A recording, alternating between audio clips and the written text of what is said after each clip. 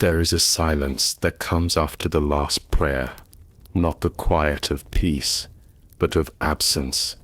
It is not the hush of fulfillment, it is the stillness left behind, when even the faithful no longer believe they are being watched, a loss not mourned nor celebrated, but accepted with the numbness of ritual gone stale. On this final episode of our journey through the sacred and the shattered, we arrive at the threshold of endings, not just the end of war, or of theology, or of memory, but the slow, aching collapse of faith itself. This is not a tale of victory or defeat. It is a map of what remains when doctrine fades, and relics no longer glow, when saints are no longer named, and miracles go unanswered.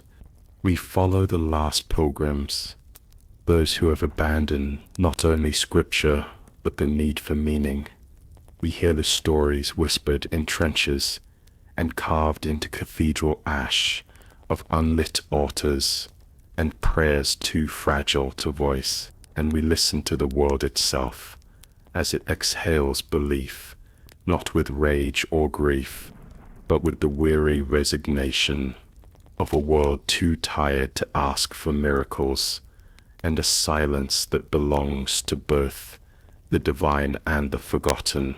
Faith in Trench Crusade has always been paradox, violent and holy, grotesque and divine.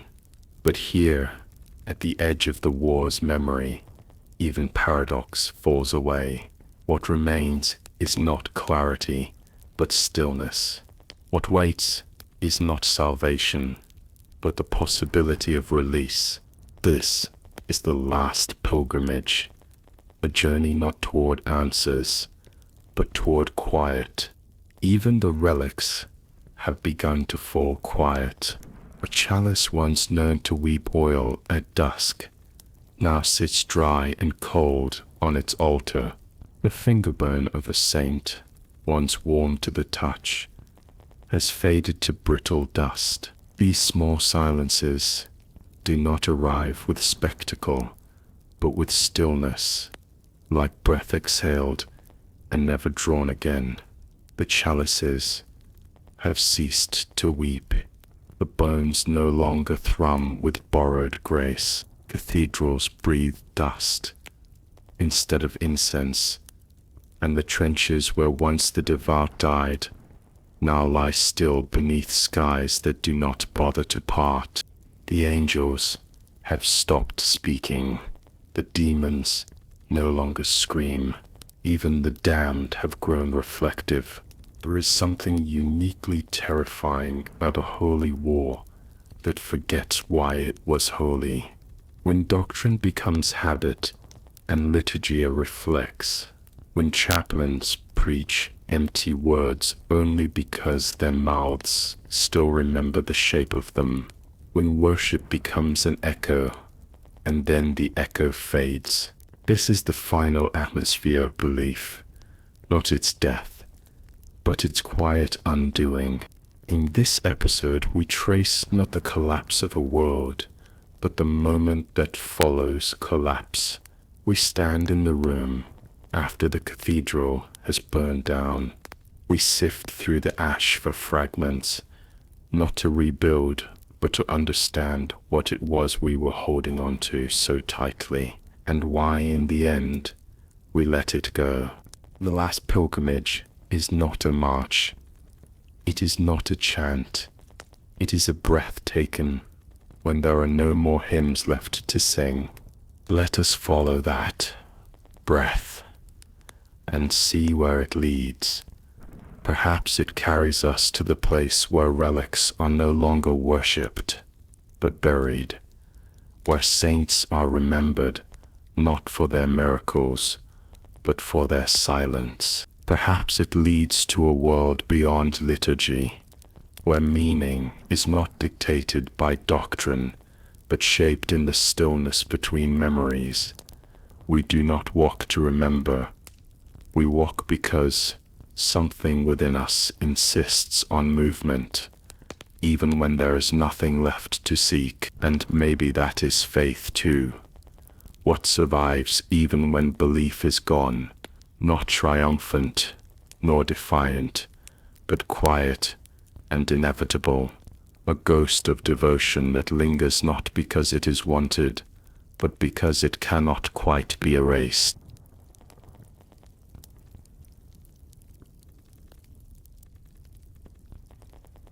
Chapter 1.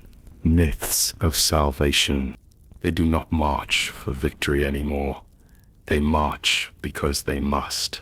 In the endless pilgrimage of war, salvation has become not a promise, but a direction, not a prophecy, but a pattern. Pilgrims walk the trenches with relics lashed to their backs, prayer scrolls in their boots, and eyes fixed not on heaven, but on the next outpost. Chaplains no longer speak of peace. They speak of the end as an act of faith, a final threshold crossed in blood, not mercy. Throughout the fractured fronts, whispers of salvation take shape in myths. Each is different. Each is sacred to someone. Each is false by doctrine, yet believed as truth by those who need it most, sometimes even followed as practical guidance within isolated trench cults and fringe orders. There is the path of quiet flame, spoken of in the apocryphal Ashen Canticles.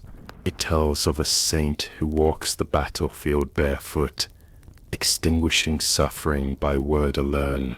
Every bullet that nears him melts. Every cry he hears fades to rest. He walks west, they say, toward a light no one can follow. Some believe he is the last, untouched soul. Others say he is the fire that will end all things. Some trench cults have reportedly mimicked his walk in battlefield rituals, though no sect claims him officially.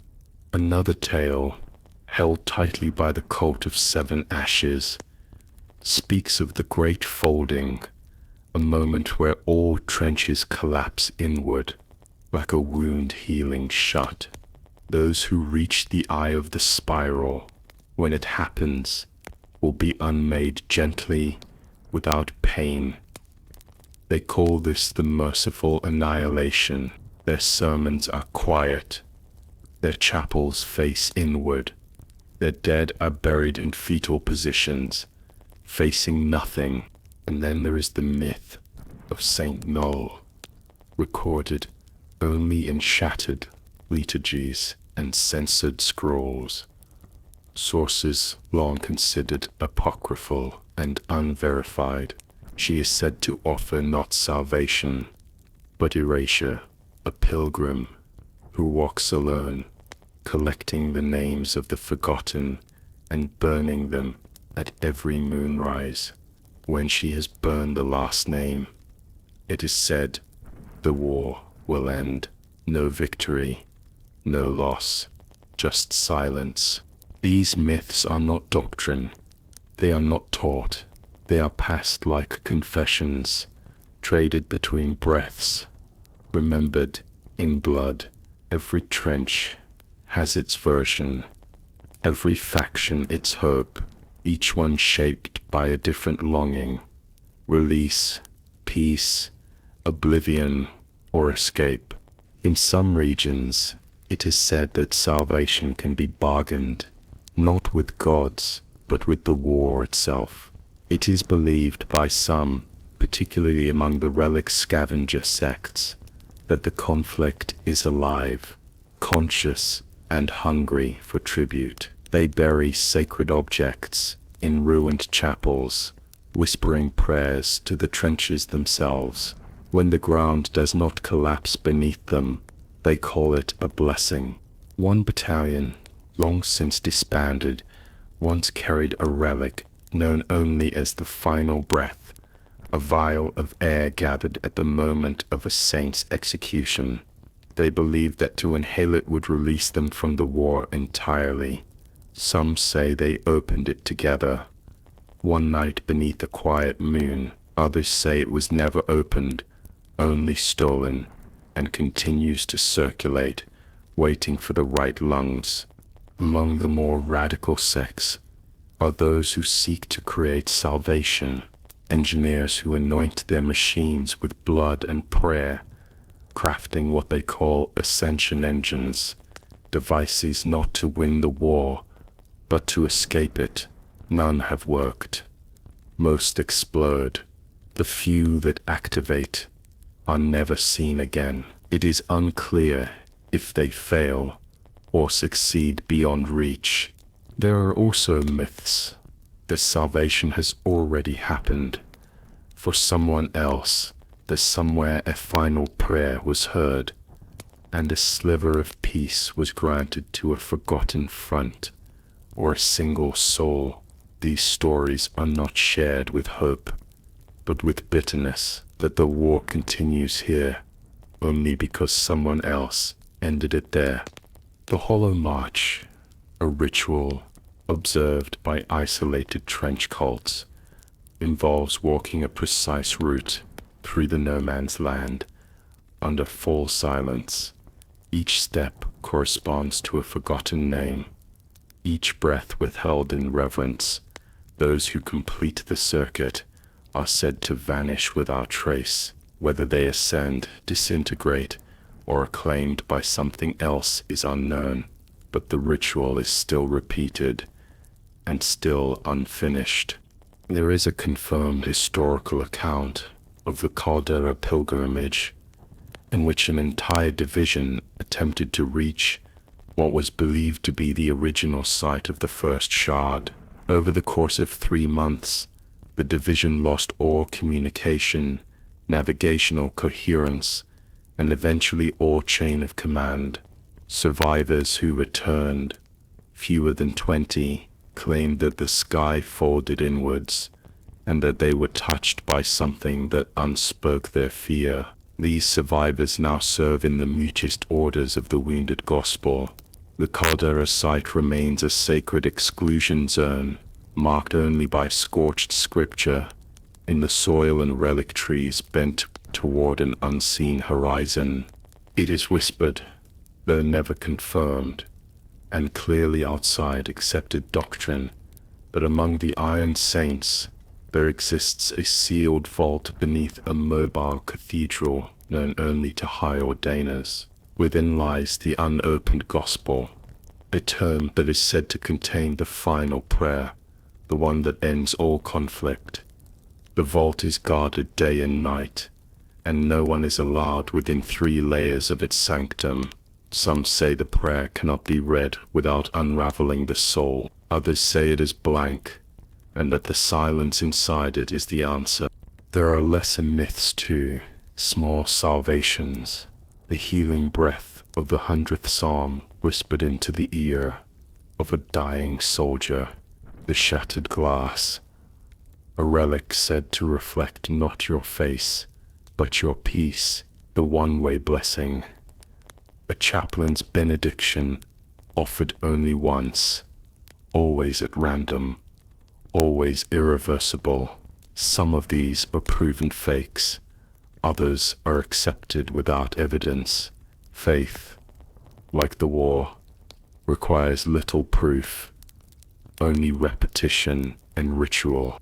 And finally, there is a myth no one dares write down, a speculative belief spoken only in shadowed circles, clearly outside the bounds of confirmed doctrine, of final salvation, not for the faithful, but for the war itself, that the trenches are not cursed, but cocooned, that all suffering, all contradiction is gestation, that one day from the wounds of this endless slaughter, something divine will be born, perfect, unified, and beyond salvation.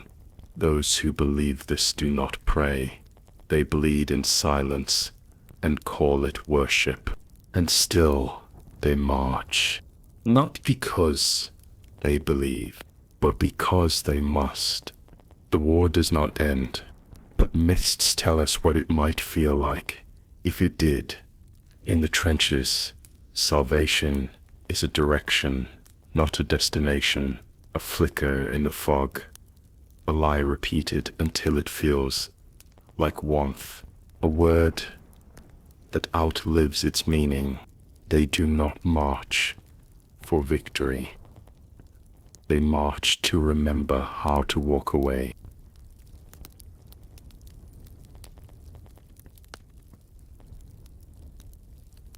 Chapter 2. The Vault and the Quiet Places. Some places are not marked on any map, not because they are forgotten, but because they are remembered too well. These are the quiet places, regions in the trenches where sound fades unnaturally, where relics do not resonate, and even the war itself seems to hold its breath. They are not sanctuaries.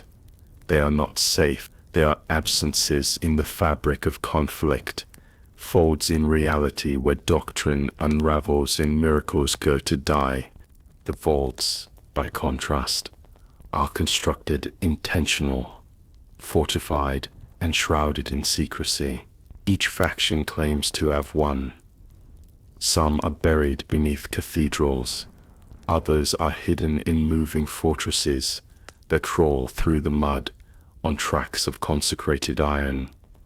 What lies within is rarely spoken of.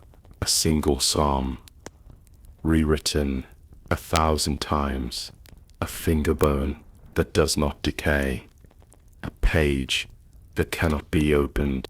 Among the Iron Saints, the most infamous is Vault 6 Vermilion, sealed behind a triple ring of scripture-reactive servitors. It is believed to contain the first silence, a rumored relic of unknowable nature that emits no sound, no heat, and no light, but draws all prayers into itself, like a wound that cannot scar. High ordainers are rotated monthly to guard it. No one speaks of what happens to those who stay longer. The quiet places are often found near these vaults, but not always. Some appear in the wake of divine catastrophes. Others are suspected to be scars left by rituals that were never meant to succeed. One such place, known unofficially as the Still Hollow, is a crater where thousands once died in a failed mass invocation. Nothing grows there. No one dreams there.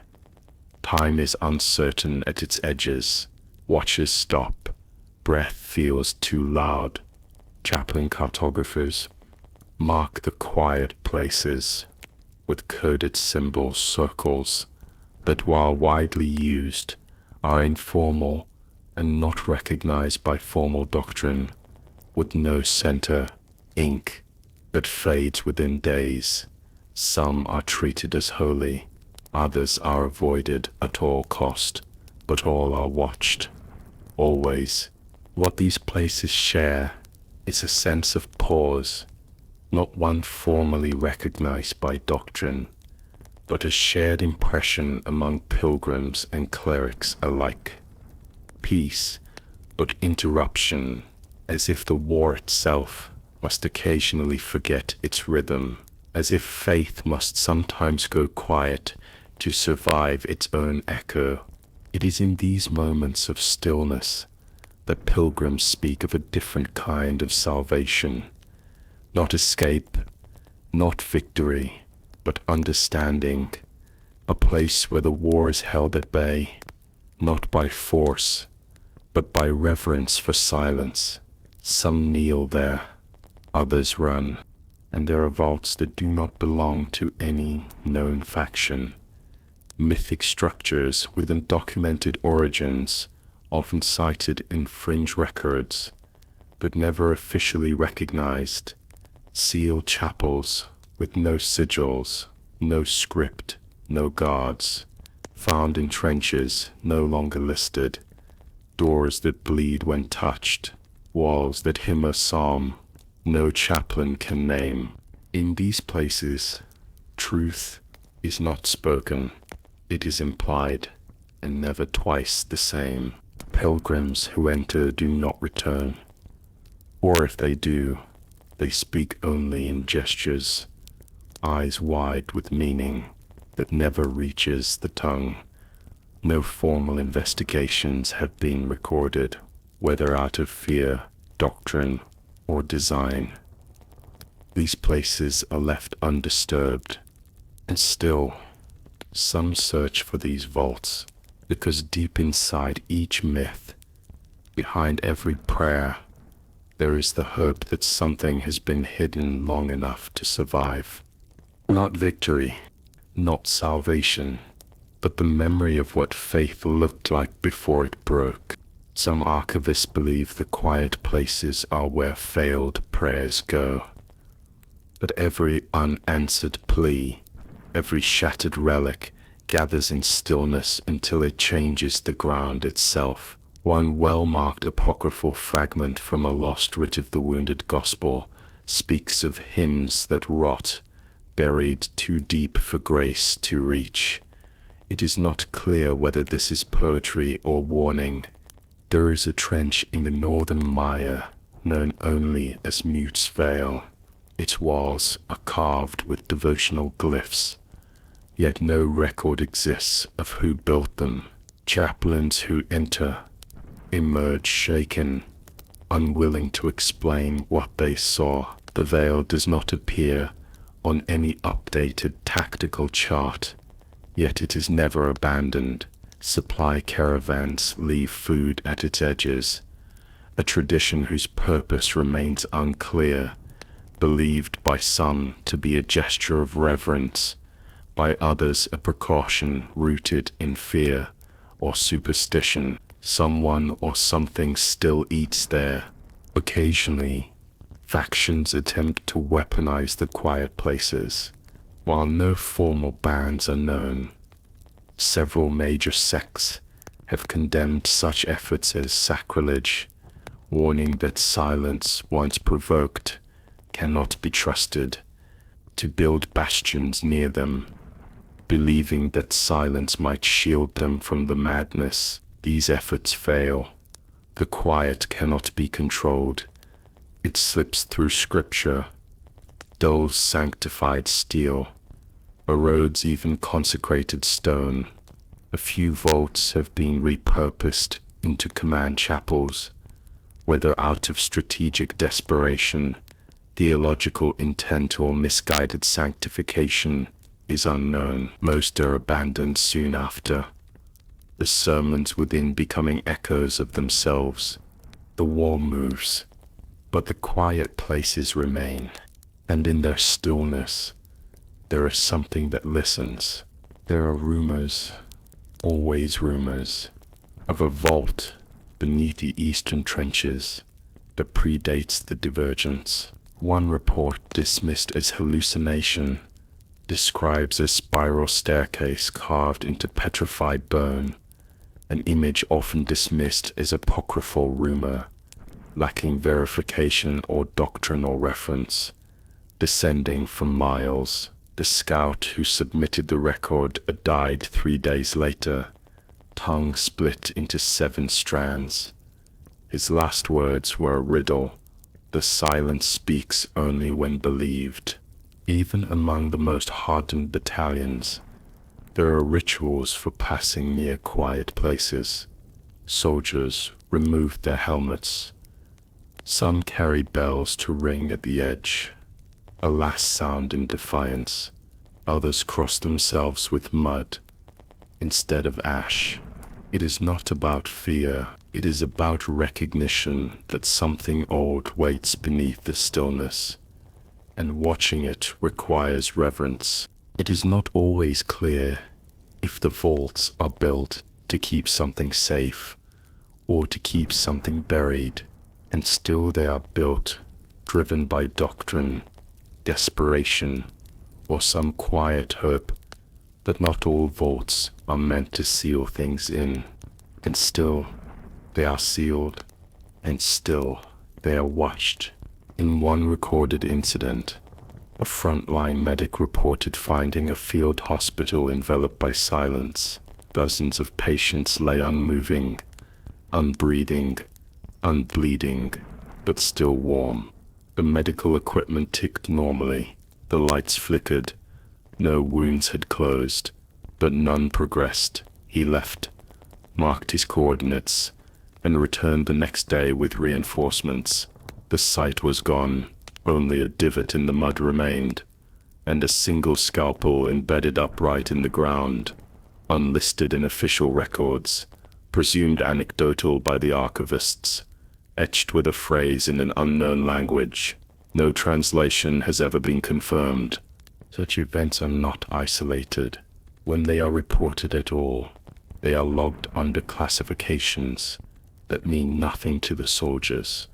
Hololocus, anomalous reverence, prayer sync, terms used interchangeably by clerics, archivists, and frontline chaplains, each means the same thing. Avoid, observe, never enter, and yet some still go. They speak no words, carry no weapons, only relics, only faith, because they are not looking for victory. They are looking for quiet, and maybe, just maybe, quiet is the only thing left that still listens back.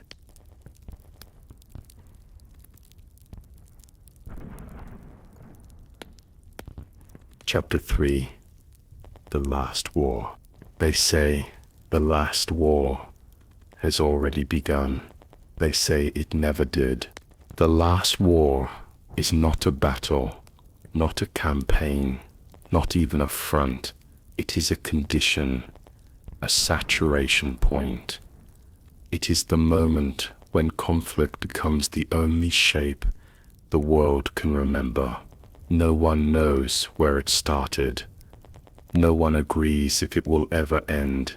Theologians of the splintered host, a fringe doctrinal sect, argue that the last war is not singular, but recursive, that every battle is the last war again, playing out with new names and fewer prayers.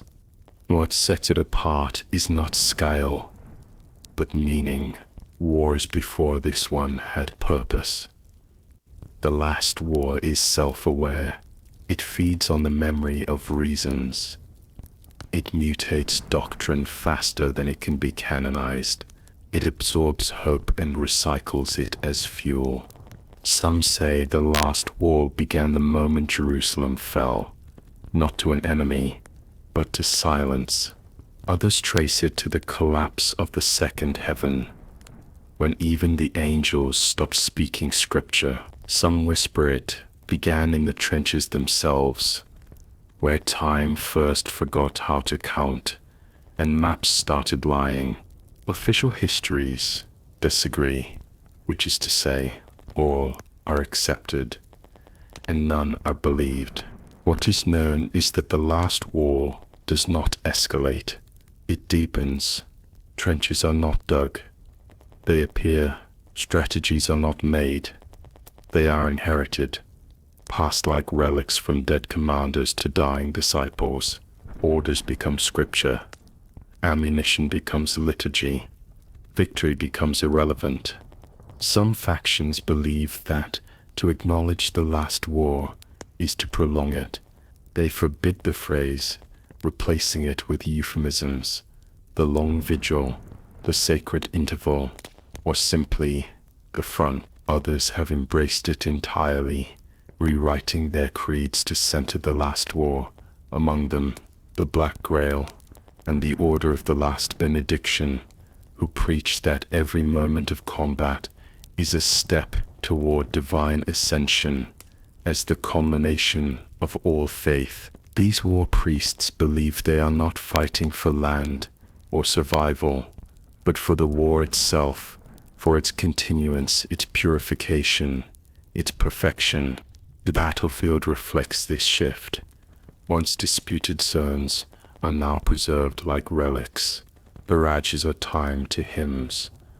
Dead soldiers are posed in martyrdom act seen by some as reverent homage, by others as blasphemous mimicry.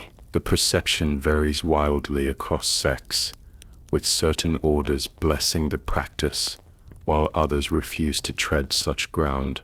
Trenches are named not by location, but by dream, saint's final breath, atonement's edge, the ash that waits. Maps are carved in bone and rewritten nightly. Even miracles have changed. Once they were interventions, now they are affirmations, proof that the war continues, as it must. A wound that bleeds scripture, a machine that walks without fuel, a sermon heard in static.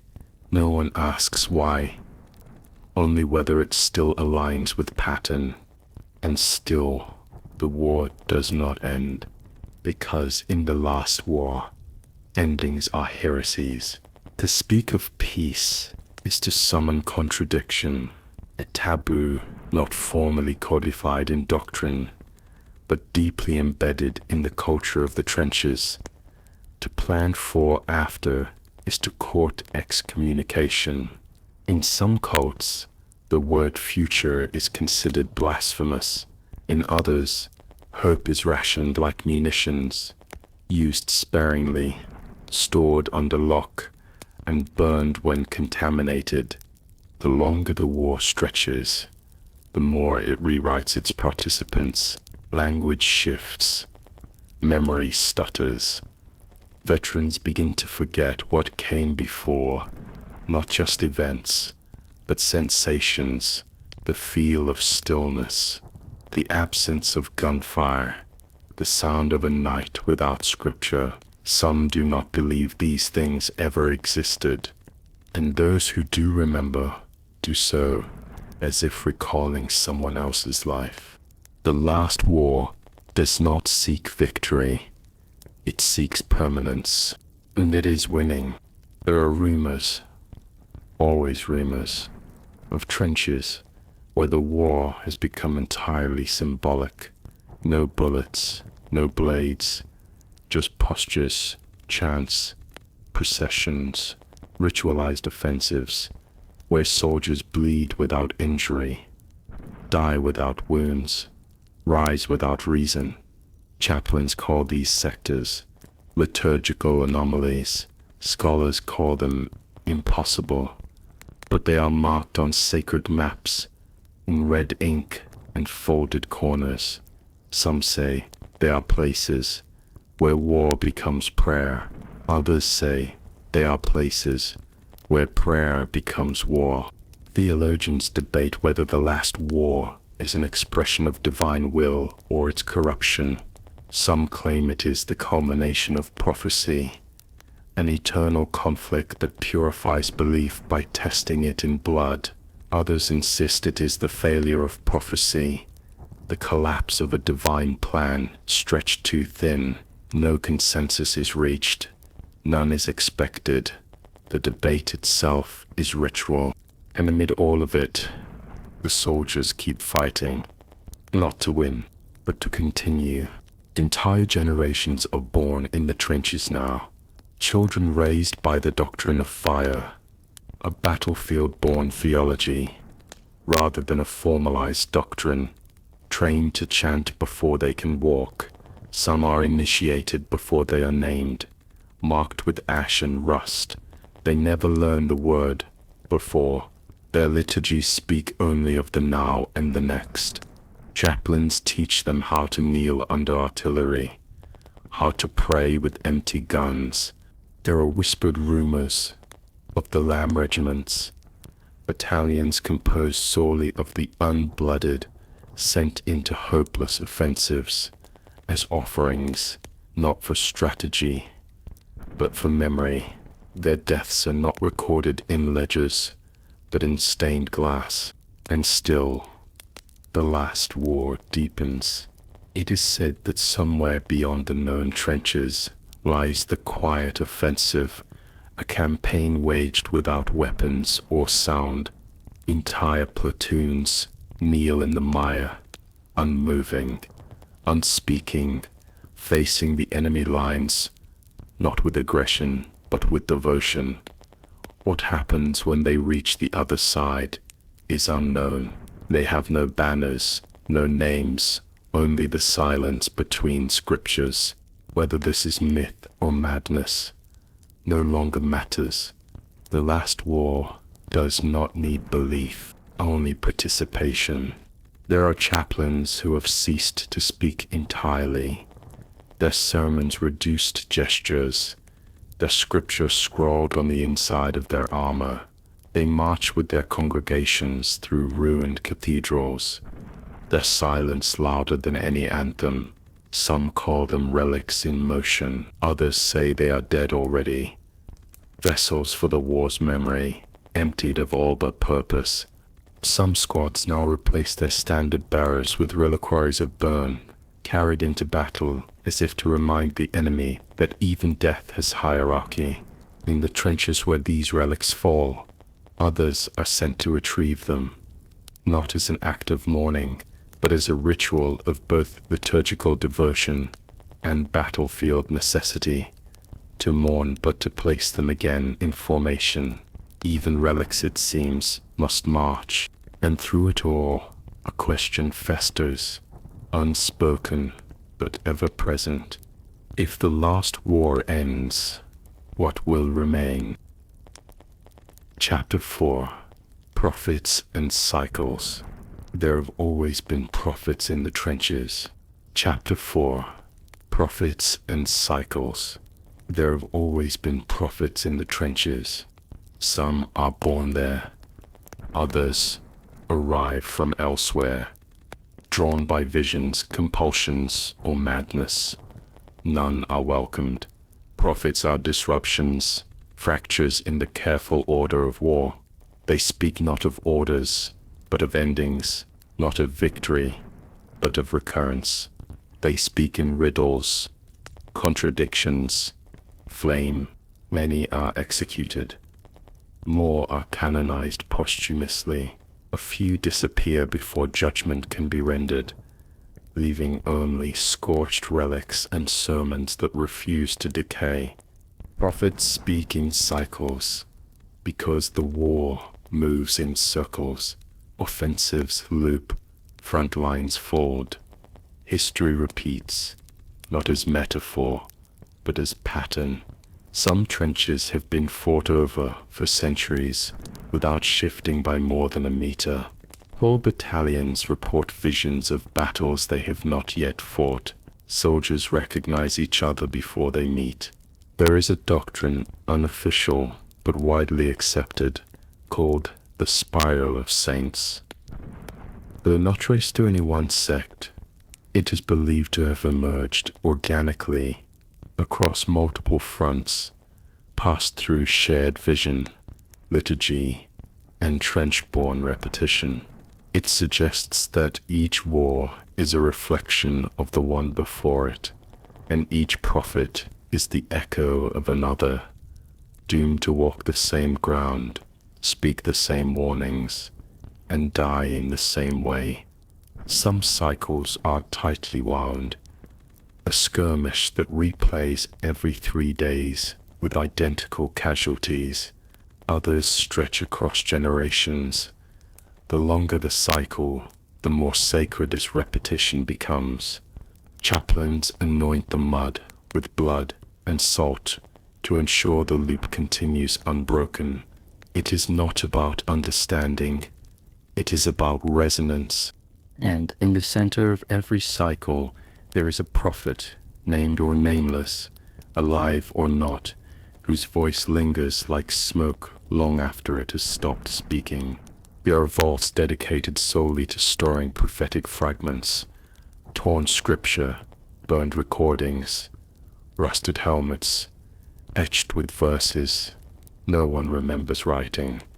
These fragments are not studied, they are preserved, because in a war without end, prophecy is not guidance, it is proof that the loop is holding, an interpretation more theological among clergy and more practical among soldiers, though both groups ultimately accept its necessity. The most feared are the prophets of disjunction, those who do not confirm the cycle, but threaten to break it. They speak of linearity, of rupture, of finality. Their words do not loop. Their visions do not return. They speak once and are never heard again. These prophets are hunted by every faction, not as enemies but as existential threats. Some say that one such prophet, the Red Wake, still walks the outer trenches, carrying no weapon but a bell that tolls without sound. Her arrival is said to signal a fracture in the loop, a break in the rhythm. Wherever she goes, memory collapses. Units forget their orders. Relics fail to glow. Even scripture begins to stutter. Whether she is real or not is irrelevant. The war prepares for her regardless, because prophecy in the last war is not about truth. It is about repetition and the danger of deviation. Other prophets choose silence. They do not speak aloud, but inscribe their visions on walls, bones, and the insides of trench coats. These glyphs do not translate cleanly. Chaplains interpret them through blood rituals, exposing patterns that should not align. Some glyphs echo in dreams.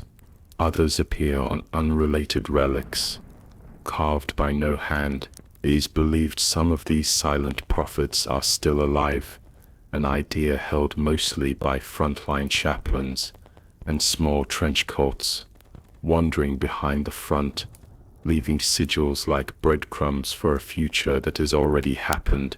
Certain trenches are known as loop sites, where cycles are strongest. The soil there is too familiar, too rehearsed. Soldiers stationed in loop sites experience déjà vu so frequently that entire units adopt mantras to keep track of which iteration they are in. In one site, a prophet was reportedly crucified upside down each week at dawn, only to return every seventh night, preaching a slightly different version of the same sermon. No one could determine if it was the same person. This cycle continued until the trench itself collapsed into a spiral. There are whispers of counter-prophets, those not sent by divine will, but conjured by the war itself. They do not speak of peace or cycles. They deny the truth of all things. Most factions treat them with a mixture of fear and avoidance. Some attempt containment. Others erase records of their presence entirely. Their visions are blank.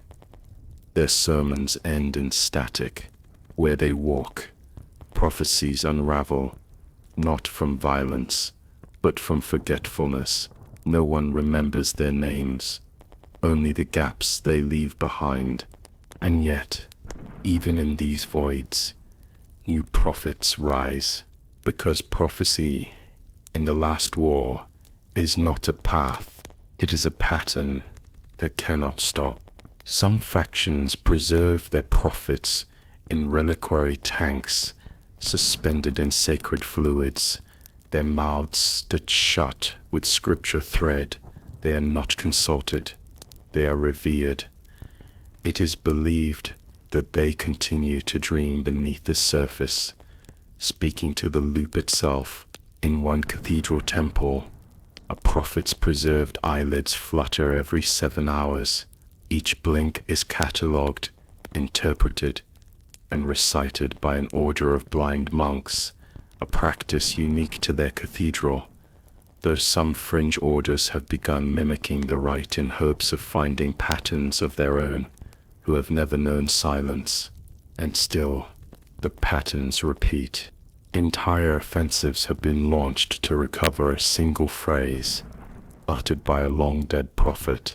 One such mission, known only as Cycle 9, verse 13, resulted in the loss of over 6,000 lives. The recovered phrase was incomplete, scorched at the edge. When the mouth opens the light will, the rest was lost. Still, it was canonized. Still, they believe it will be said again, and again, and again. There are orders that train their initiates to become prophets, not through revelation, but through imitation. They memorize hundreds of previous prophecies, a practice viewed with suspicion by traditionalist sects who see it as manufactured heresy rather than divine revelation, while some fringe groups embrace the artificial prophets as necessary instruments of the cycle and recite them in combination, guided by dream logs and alchemical alignments. These artificial prophets speak in cadences designed to feel ancient. Whether their words are hollow or holy makes no difference. When the pattern resonates, followers emerge. It is not truth that gives a prophecy power. It is the timing. Some believe that true prophecy does not come from the divine at all, but from the war itself, that the trenches whisper to those willing to bleed, without expectation, that the mud remembers, that each corpse is a syllable in a prayer not yet completed. If that is true, then the war does not need prophets. It creates them and consumes them and calls them forth again. Chapter 5. Echoes of the First Heresy. All things echo Jerusalem, though the years have buried it beneath ash and contradiction. The fall of that city remains the wound that never closes. Every heresy since has been a reflection of the first, every martyrdom a reenactment, every war chant a distorted song from that burning night. In the sacred texts of half a dozen rival factions, Jerusalem is remembered not as a place, but as a prophecy, lived once, relived forever. The first heresy was not a denial of faith, a framing accepted by some fringe theological orders, though not universally recognized across the broader doctrine. It was the belief that faith could end.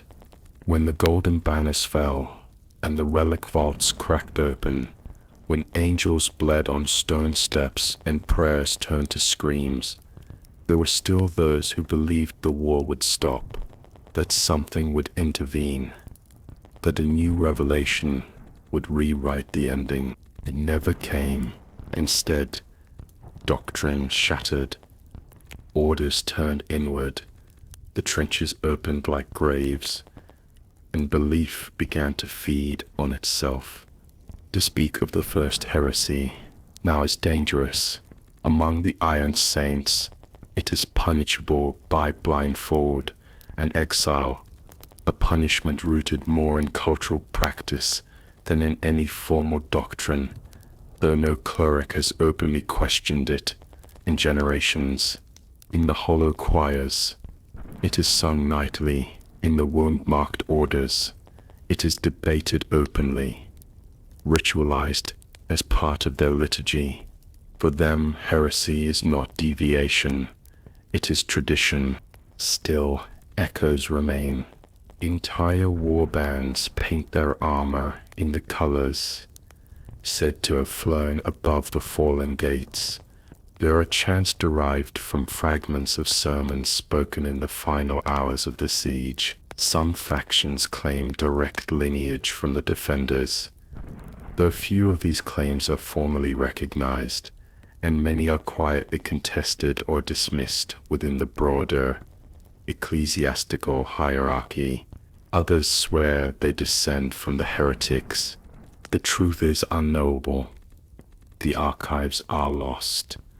The records were rewritten, burned, rewritten again. No two accounts agree on what the heresy truly was. Some say it was the worship of silence. Others claim it was the refusal to kneel. Some say a god died that night. Some say one was born. And yet, the war continues. Because whether the heresy was a lie or a revelation, its echo endures. Not in books, but in blood. There is a trench known as Golgotha, reversed. Though its existence is disputed, absent from most official maps, and treated as folkloric by archivists, where it is said the first heretic was crucified upside down over a pit of fire that never extinguished. The flames have since died, but the ground there glows faintly in moonlight. Chaplains avoid it. Relics malfunction near it. Soldiers stationed nearby report visions of altars that fold inside out and sermons spoken in reverse. Some whisper that the pit was not to punish, but to contain. In the shattered outskirts of the Seraphim sector, fragments of shattered statuary lie in precise alignment with the stars above Jerusalem, as it once was. No one knows who placed them. Some believe they are messages, celestial grammar, written in stone. Others insist they are the shattered remains of an angel who chose heresy. Her name has been erased, but the fractures in her wings remain visible in every icon. The Church of the Fractured Eye claims that the first heresy was not a single act, but an infection, an idea seeded by something outside the trenches, something too whole to be holy.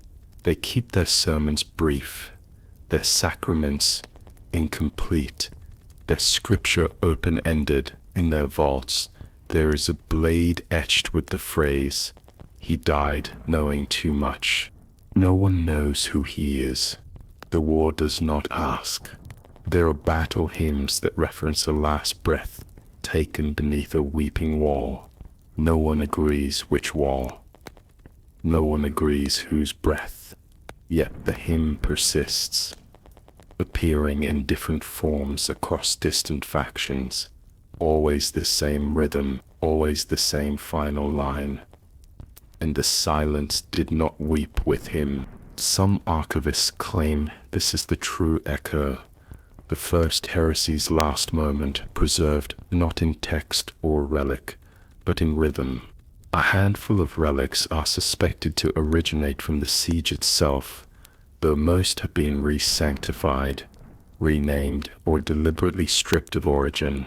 Among them is the 13th nail, a relic whose existence is unacknowledged by formal sects, but whispered about with a mix of reverence and fear among itinerant orders.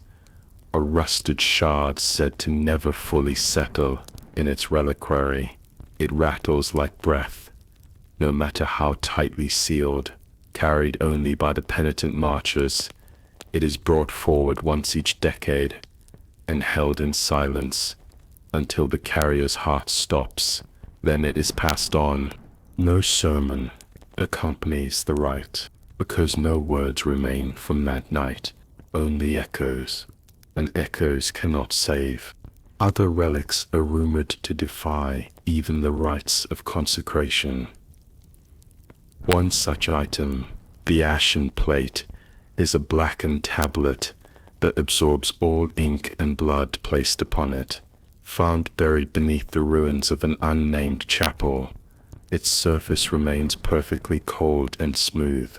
Attempts to destroy it have only resulted in spontaneous liturgical hallucinations, in those nearby visions of fire without heat, prayers spoken by mouths no longer attached to faces. One account, clearly labeled as possibly apocryphal, tells of a chaplain who attempted to translate the burn patterns across the plate's face. His notes were recovered 2 days later, written in an unknown language that mirrored Old Testament glyphs in reverse. The chaplain himself was never found. There are chants that begin to hum unbidden when the plate is near. They contain no words, only vowels strung like wire through the lungs of whoever hears them. Entire prayer squads have been silenced mid-recitation simply by proximity. The echoes of the first heresy do not always speak. Sometimes they listen, and sometimes they remember. In some sectors, the heresy bleeds through stone. Pilgrims kneeling in ruined basilicas have reported hearing screams trapped in mortar joints, whispers rising from beneath sanctified floor tiles. In the southern dredge, a chapel submerged in rusted water is said to play back its last liturgy when the tide is low. No one remembers who led it. The prayer changes every time.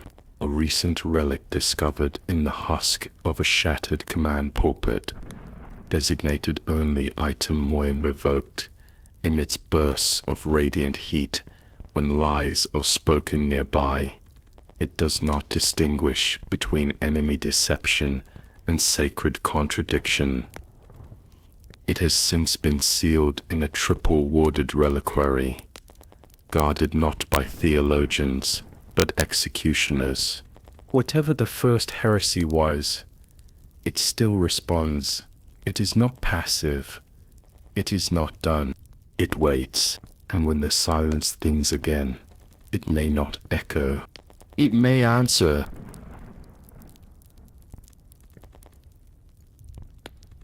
Chapter 6. What cannot be remembered. There are memories the war refuses to keep. They vanish, not with time, but upon contact. Names that dissolve in the mouth. Events that fray at their retelling. Faces once known now hang in the mind like paintings submerged too long, blurred, bloated, and wrong. The trench folk call them the forgettings. Unlike the quiet places, these zones do not silence the world around them. They devour continuity. A soldier steps inside a remembered trench and emerges with no rank, no allegiance, no past. Dog tags rust black. Sermons lose their middle verses. Orders, when read aloud, end halfway through, with no punctuation. Some battalions mark these areas with salt or ashes, forming symbols that are not recorded in any cartographer's book. These symbols are changed weekly, always new, always guessed, because nothing within the forgettings holds shape. The earth shifts, the sky dims, prayer fails. Not all forgettings are places. Some are people. There are chaplains whose liturgies inspire weeping, yet no one recalls the words. Captains who lead offensives no one can recount. Prophets who speak truths so pure they vanish before they're heard. The soldiers follow them nonetheless. Instinct fills the space memory leaves behind. These are not anomalies. They are features. The war is too long, too old, too dense with doctrine. There is no room left in the trenches for every name, every scar, every truth. So it sheds them selectively, efficiently, and sometimes violently. Entire factions have vanished from record. Their sigils linger as after images on broken banners. Their scriptures appear half buried in the pages of enemy psalters. Chaplains claim they once knew their names, can almost remember them, but the syllables disintegrate when spoken. These are not extinct factions. They are redacted, wiped not by fire, but by theological necessity. Theologians argue whether this forgetting is divine punishment or divine defense, a debate that remains mostly within fringe circles, as no major sect formally endorses either view. Some say it is the war protecting itself, pruning the overgrowth of belief. Others claim the memory loss is a symptom of heresy. Ideas so flawed that memory itself rejects them. A third sect believes these erasures are mercy, that if the war remembers too much, it would collapse under the weight of its own continuity. Regardless of reason, the result is the same. Things vanish, and no one knows what was lost, except perhaps the war. There are relics with no known origin, passed down through silent orders, who have long since stopped asking why they carry them. One such object is the whisper censer, a hollow orb that emits no scent but causes sudden silence in any room it enters. Units have reported it growing warm in proximity to forgotten ground. When opened, it contains only a small amount of soil, black as ink, and eternally damp. Some say it contains a battlefield. Others say it contains a name. No one has tested the claim more than once. The forgettings affect maps too. Entire regions blur from sacred parchment. Pilgrims walk for days toward shrines that no longer exist. Cartographer clerks cry over their own inkwork, swearing they remember drawing what no longer remains. These cartographers often become forgettings themselves, vanishing from their congregations, their records erased even from the oldest scrolls. Occasionally, memory returns, but warped, incomplete. A hymn resurfaces, but now it names no saint. A relic glows, but carries no inscription. A battle is reenacted yearly by a faction that no longer knows why. These fragments of return are not victories, they are hauntings, reminders of faith stripped of clarity, of rituals remembered without purpose, of names half heard in prayer. What returns is never whole, and in its incompleteness, it disturbs more than it comforts. In the deepest trenches, there are rumors of entire battalions composed of those forgotten by all others. Their banners bear no sigils, their armor is blank, their language, if they speak, is untranslatable. They do not engage in battle. They observe, and when they move, they do so without a sound. Theologians call them the unremembered host. They are not acknowledged in official doctrine, whether due to fear, denial, or deliberate omission, remains debated among the few who dare to remember, because to remember them is to risk becoming them. Some chapels have begun installing mirrors at their altars, not as adornments, but as wards. Reflection, it is said, anchors memory. These mirrored sanctums are watched closely by scribes trained to record only what the mirrors reflect. But in some chapels, the mirrors show empty rooms. The sermons echo without origin, and still the scribes write. In one such chapel, a mirror once shattered during invocation. No one remembered what was being invoked, but every scribe present found identical words etched across their pages in ink they did not possess. You knew the books were burned, the scribes were scattered, a response neither formally sanctioned nor clearly spontaneous, but one that suggests a collective unspoken fear too deep for doctrine to name. The chapel remains sealed. There are prayers known only as half-liturgies, rituals that begin with full ceremony but break halfway through, devoured by silence. Their origins are lost, but they are still performed. No one remembers why, but to stop would feel like betrayal. Some believe these are the final fragments of the first language, too powerful to exist, too sacred to forget, too fractured to recall, and mentioned nowhere else. In doctrine beyond these fading rituals, too powerful to exist, too sacred to forget, too fractured to recall, and somewhere, it is said, there is a single word spoken only once by a prophet no one remembers, in a place no one returns to.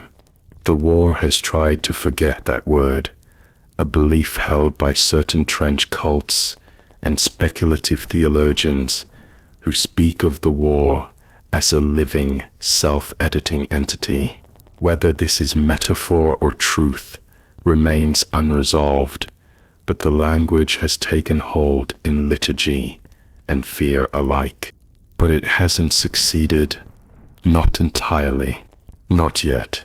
Among the oldest trench records, long buried beneath soot and psalm, are mentions of a phenomenon called the White Hollow, a void not of silence or absence, but of negation. Stories say entire squads have entered the hollow with full supplies and catechisms, and emerged with blank eyes and no recollection of their own names. The war marks them, not as lost, not as heretic, simply revised. In the High Choir archives, there exists a sealed vault titled "Nothing In, Nothing Out." The key is missing. The scribes do not remember what it once contained, but every year, on the same date, black petals appear beneath the door, and someone, no one knows who, leaves behind a single lit candle. The flame never moves. The wax never melts. The candle never burns out. The archivists do not remove it, whether out of reverence, fear, or instruction long forgotten. They do not speak of it, because some truths cannot be known, and some memories were never meant to be found.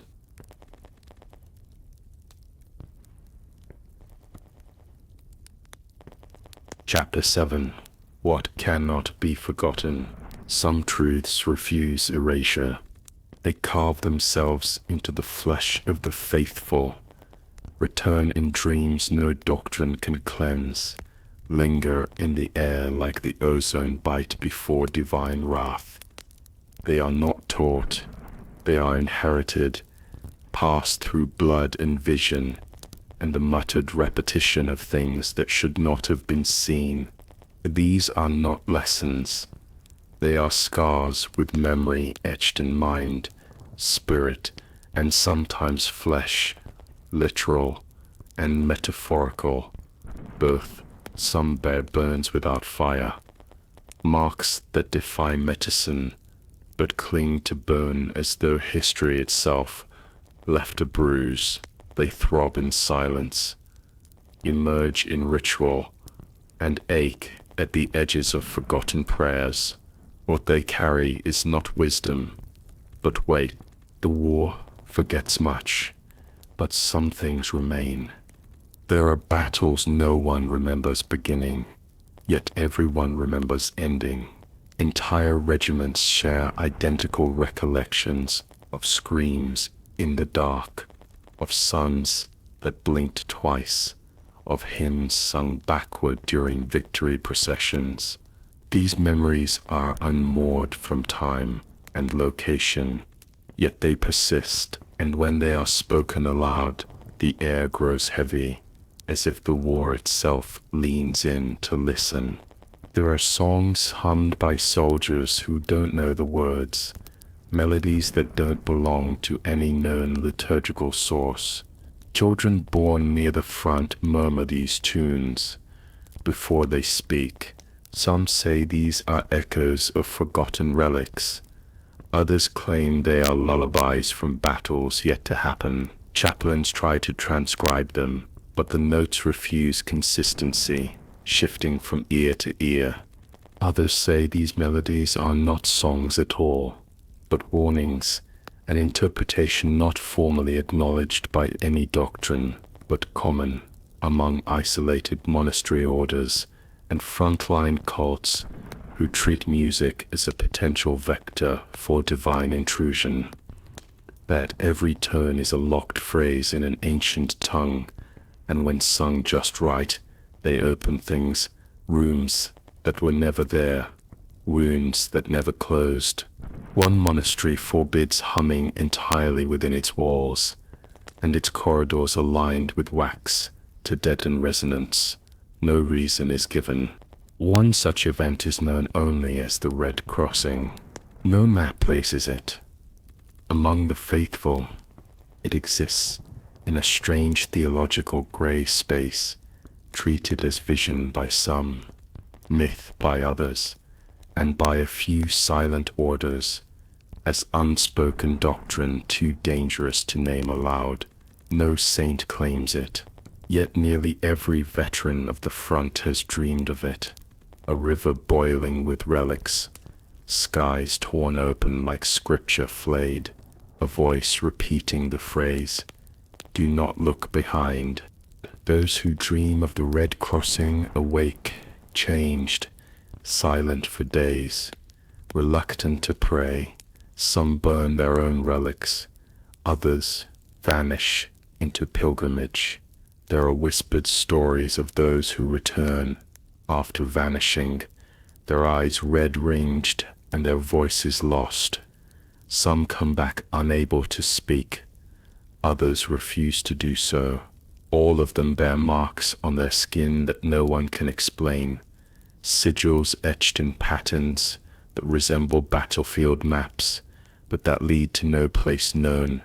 What makes these memories endure is not faith, it is fear. Fear that shapes behavior, silences ritual, and bends doctrine. Entire units omit certain prayers known to summon echoes of forgotten battles. Chaplains redact scripture mid-sermon when particular phrases risk invoking dreams of the Red Crossing. Small cults emerge in the silence left behind, whispering that fear is a form of devotion, more honest than hope, not of punishment, but of revelation, because some things once known cannot be unknown, and worse, some things remember you back. There are whispers of sermons never preached, but still remembered, chapels that appear for a single night and vanish at sunrise, leaving behind ash that smells of incense and rust. In one such tale, a bishop gave communion to 1,000 figures in silence, only to realize they cast no shadows. His robes were later found folded beside a trench, soaked in wine but without a body. In the vault of the last sermon, sealed beneath 37 layers of sanctified earth, lies a page that will not rot. It is not preserved by miracle or machine. It simply refuses. No sect has successfully named or classified it, though it is referred to unofficially as the page without ret. The ink is red, the language unidentifiable. It causes nausea when read aloud. When hidden, it whispers through soil. When burned, it returns, folded perfectly somewhere else in the vault. The custodians tasked with containing it have long since ceased to read its contents. Now they simply measure its silence, record its temperature, and pray it stays still. For each time the page moves, a known battlefield vanishes from all maps. Chaplains who once campaigned there forget where they fought. Saints who died there are no longer remembered. Martyr songs referencing the site go silent when sung. Some say the page is a memory that the war itself is trying to forget and cannot. While most theologians treat this notion as metaphor, a few fringe sects have built entire doctrines around it, preaching that the war is not just a conflict, but a living memory struggling to erase itself. Not all memory is personal. Some belongs to the world. There is a chapel built atop a crater that has been destroyed 9 times. Its existence disputed by archivists and ignored by cartographers, yet whispered about in the prayer cycles of frontline cults as both warning and omen. Each time it is rebuilt, it returns larger. No blueprints exist. No architect returns. Its stained glass windows depict events that have not occurred, and when lit from within, the faces in the glass begin to shift. Veterans refuse to enter. It is said the chapel remembers every heresy committed within its walls, and shows them, one by one, to any who kneel. One scribe who did not believe the legend ventured, enduring a blood harvest vigil. He returned pale, voiceless, and with ink flowing from his eyes. The script formed a single phrase across the floor, where he collapsed.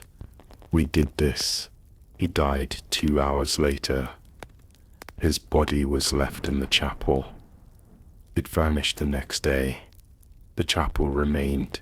The cult, known as the Severed Choir, largely ignored by major factions, but whispered about with caution by archivists and trench clergy, makes pilgrimage to this chapel once a year, wearing blindfolds and singing only in reversed scripture. No one knows what they hope to find, only that no 2 voices sing the same hymn, and none will speak after. There are truths that cling to the war's fabric, like mold, small, persistent, toxic. No one knows how they started. No one can get rid of them. A particular phrase, repeated in over a dozen unrelated documents across centuries. The second silence is already singing, while never officially acknowledged. The phrase has drawn quiet study from scattered archivists and fringe theologians, its recurrence noted but never explained.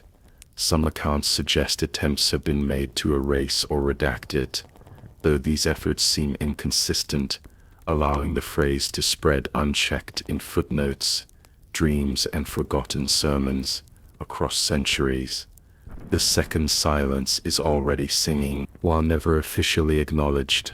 The phrase has drawn quiet study from scattered archivists and fringe theologians, its recurrence noted but never explained. A melody heard only beneath shattered bells, a wound that reopens every year on the same date, regardless of how many times it has been healed. Some memories cannot be forgotten, because they were never part of history. They are part of the structure, like burns beneath foundation, like blood in scripture, like the taste of ash on a holy day, when no one recalls burning anything. The trenches know these memories, not in the way scholars study or clerics recall, but as the body knows pain. They echo them in the curvature of bunkers built too symmetrically to be accidental, in trenches that spiral like glyphs, meant for no human eye. They shape where command posts refuse to stand, and where holy symbols lose meaning under the weight of soil that hums with things never spoken. They summon these memories in sleep, and bleed them into liturgy when no one is watching, in the way scholars study or clerics recall. But as a body knows pain, they echo them in architecture, summon them in sleep, and bleed them into liturgy when no one is watching, and they are waiting for someone to remember them fully.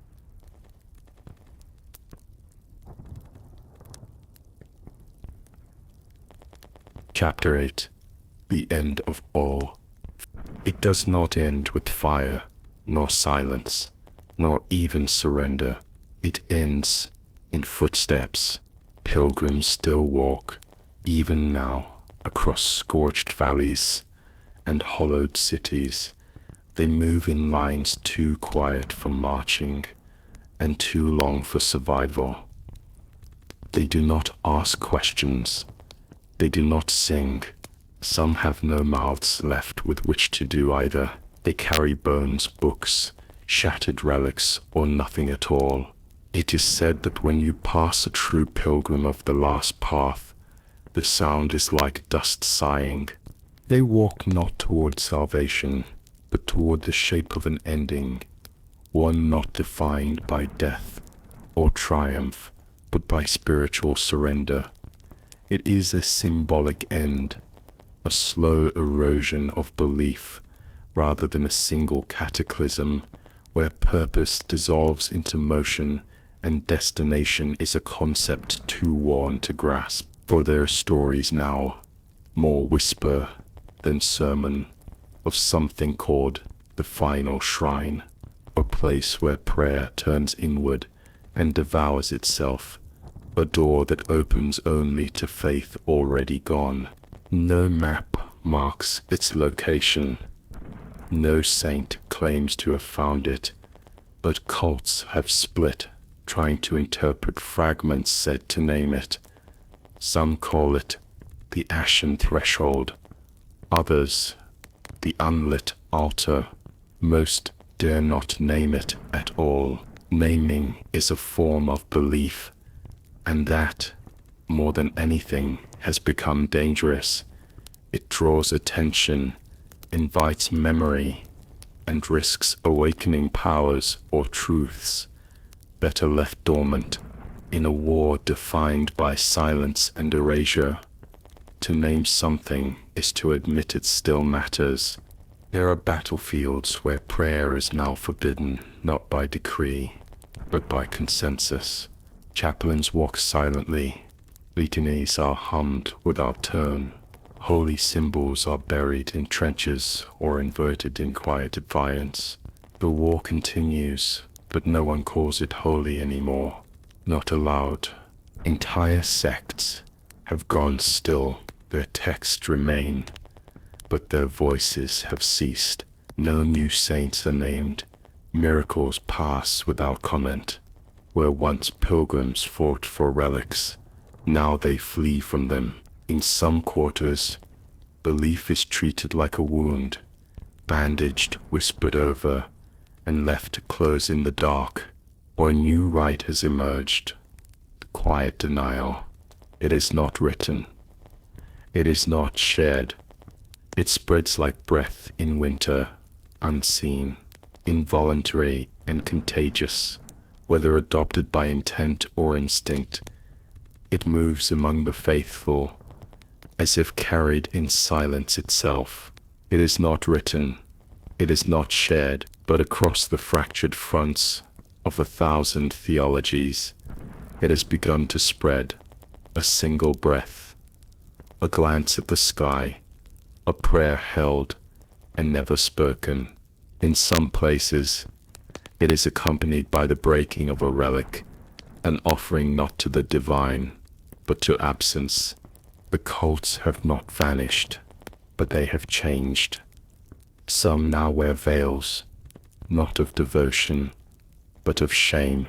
Others still preach, but only to empty rooms, as if speaking not to convert, but to forget. One sect paints its sermons in ash on ruined cathedral walls, then burns the wall. Another buries entire libraries in trenches lined with bone. In the deepest reaches of the war, where no map can hold, there are trenches where the dead no longer rot, not because of sanctity, but because belief itself has curdled. In these places, relics flicker like 40 lanterns, and the air hums with a theology unspoken. Here soldiers bury their own memories beside their comrades, fearing recollection more than death. Some say the war is ending. Others say it ended long ago, and what continues is only the echo. A few still hope, that something waits beyond all this, the long-promised peace, the return of the divine, the healing breath of true silence. But most know better. Most know the war was never a question, only an answer, repeated until no one remembered what was being asked. And so they walk. The last pilgrims leave behind armor, liturgy, and even names. They do not speak of the heavens. They do not sing of saints. Their hymns are made of steps, each one quieter than the last. Some wear masks, others wear wounds. None wear faith. One tale speaks of a pilgrim who reached the supposed end, a cracked hilltop beneath a dying sky. Nothing there, no shrine, no altar, only pool of dark water, and the reflection of a face they did not recognize.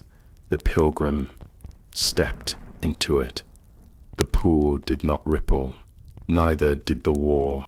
There are places where all sound vanishes, not as miracle, but as consequence. In one such zone, a platoon once camped for 6 days. When they emerged, they had aged 12 years. Their mouths were sewn shut, not by thread, but by decision. Each had stitched the other's lips with sacred wire, taken from melted relics, a gesture that straddled reverence and desecration. Some believe it was an act of devotion, binding silence through the remnants of sanctity. Others call it a final rejection, sealing the mouth with symbols of a faith no longer welcome in speech. Their journals remain. Not one mentions why.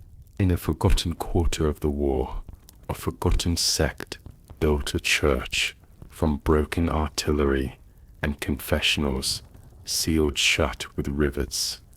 It held no altar, only a pit. Into this pit they whispered secrets, names, confessions. Over time, the pit whispered back. Eventually, the church was sealed from within. Pilgrims who pass it now report only silence, and the sound of breathing too slow to be human. Somewhere, perhaps, the divine still waits, but if it does, it no longer calls, or if it calls, it does so in a language long abandoned. Some believe it waits in the silence after the final prayer. Others believe it is the silence, and a few believe the divine walked alongside the faithful all along, until the faithful began to forget. In the end, belief did not burn. It was not shattered. It did not collapse. It was set down gently, like a child's toy grown too old to carry, and in its place came something quieter, resignation, perhaps, or peace masquerading as numbness. Not hope, not despair, but a stillness that filled the space where certainty had once lived. And in that leaving, something changed. Relics have begun to fail, not all at once, and not with drama. They simply stop. A chalice no longer weeps. Oil. A bone stops glowing. A saint's blood dries. Chaplains report nothing. Clerics nod and look away. Faith ends not in rupture, but in stillness. Stillness spreads. There is a phrase half lost, half banned, that reads, "The divine must be hunted, or it hides forever." But what if it has stopped hiding? What if it left? No one teaches these things. No one writes them down. And yet across the broken world, across trenches and shrines and the haunted bones of cathedrals, the faithful begin to understand. Not all endings are endings. Some are release. And in that release, the last breath of faith becomes not a cry, but a whisper too quiet to fear. Let it be enough.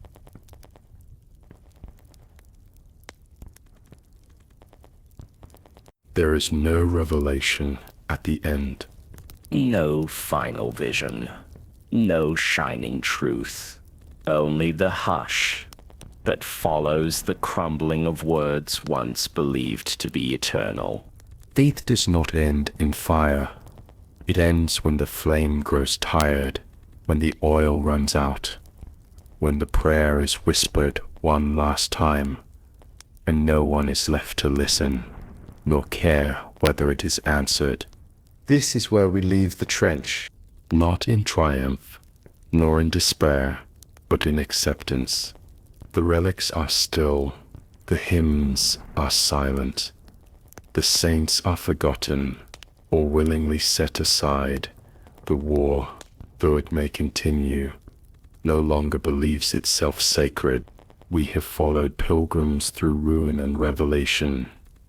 We have heard the angels' commands and the demons' laughter.